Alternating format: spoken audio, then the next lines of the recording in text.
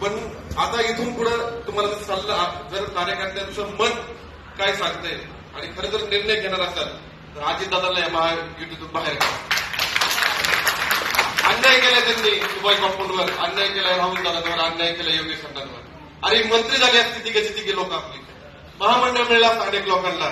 अजितदादा येऊन आमचे आबासाहेब सोनवणे शामगावने डिप्युटीचा निधी मागायला गेले आणि अजितदादा म्हणले तुमचा काय संबंध आहे, आम्ही 10% निधी देणार.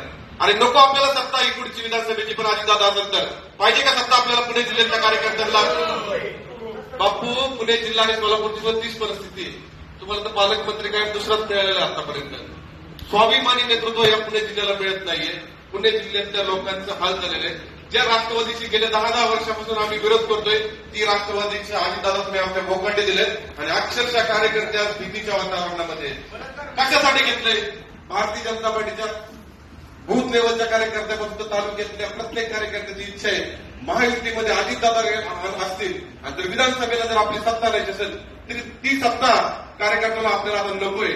काय करायचं? अजितदादासाठी सत्ता राहायची, तिथं त्यांनी पालकमंत्री व्हायचे, तिथं बॉस व्हायचं, तिथं आदेश द्यायचे आणि भारतीय जनता पार्टीच्या कार्यकर्त्यांना चिरडण्याचं काम करायचंय. बॉसनी सत्ता आम्हाला नकोय. होऊ द्या तुम्ही पालकमंत्री सोलापूरचे, होऊ द्या पालकमंत्री पुण्याचे.